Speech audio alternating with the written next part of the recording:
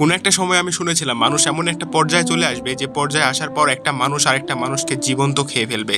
বিষয়টা এখানে দেখেন, একবার এখানে লক্ষ্য করেন, এতটুকু একটা বাচ্চা যাকে দেখলে যে কোনো মানুষেরই মায়া লাগবে, তার সাথে কিভাবে এত অমানবিক কাজটা করতে পারলো সে। একবার লক্ষ্য করে দেখেন, বলার কিন্তু মুখের দিকে তাকালে মনে হয় না যে এত খারাপ কাজ সে করতে পারে, অনেক ভোলা ভালা, কিন্তু ছেলেটা এমন কাজটা করবে ভাই, আমি পুরাই শক। তবে এখনকার বর্তমানে যে একটা অবস্থা, আমরা এমন এমন অবস্থা দেখতে পাচ্ছি যেটা আমরা কখনো কল্পনাই করতে পারি না। তো এখন এগুলো দেখে আমাদেরকে বিশ্বাস করতেই হবে। মানে ভাই একটা কথা চিন্তা করো, একটা মেয়েকে ধর্ষণ করেছে, তারপরে তার, না বলি সেগুলা,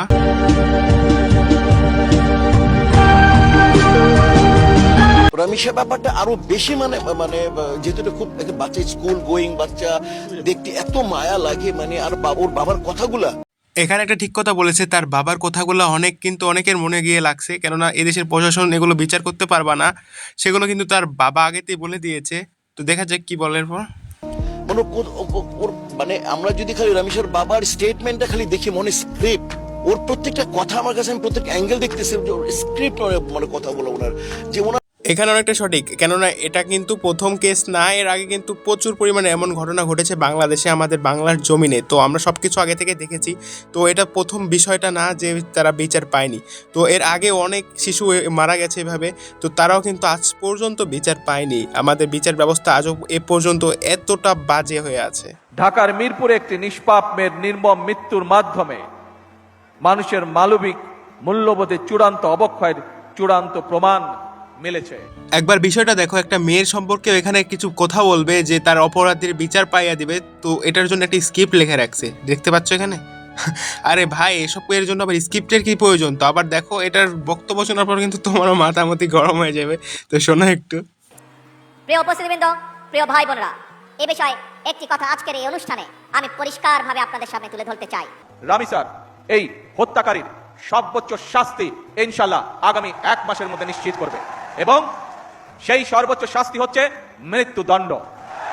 এই বক্তব্য অনেকের কাছে ভালো লেগেছে এবং অনেকের কাছে ভালো লাগেনি। তো অনেকের কাছে ভালো লেগেছে তাদের কথা বলি, যে এ বলেছে যে 1 মাসের ভিতর তার হচ্ছিল মৃত্যুদণ্ড দিবে, মানে একটা রায়ও ঘোষণা দিচ্ছে যে তার যদি এটা প্রমাণ হয় সেটা মৃত্যুদণ্ড দিবে। তো অনেকের কাছে এটা খারাপ লাগবে না, সেটা স্বাভাবিক, এবং অনেকের কাছে এটা খারাপ লাগবে যে 1 মাসের কি প্রয়োজন। তো ভাই তাদেরও কোথায় লজিক আছে, কেননা বিষয়টা যদি ধরো ঢাকা মিরপুরে যদি তোমার সামনে যদি একটা মানুষ মার্ডার করা হয় বা খুন করা হয়, এটা কিন্তু সবাই যদি সেখানে সাক্ষী পর্যন্ত দেয়, সবার কাছে যদি ফুটেজ থাকে, ভিডিও থাকে, সব কিছু থাকে, তারপর আবার সেখানে আবার কিসের তদন্ত? তো এমনটা কিন্তু অনেকেই বলতে পারে। তো তাদের কথারও লজিক আছে, সেজন্য কিন্তু এখানে সমালোচনা হবেই। হ্যাঁ, আমি আর ওই একসাথে পড়তাম।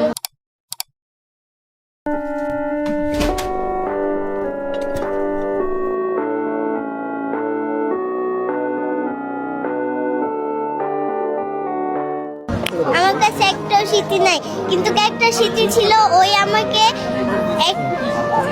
লুডুস খাওয়াইছিল, আর আমাকে আর ওই যে বলে গেছিল চকলেট আর আমি মিষ্টি আনবো, এই কথা বলে আর ওই আসেনি। তারপরে তুমি কি শুনতে পাইছো? আমি যখন মিসদের কথা শুনতে পাইছি যে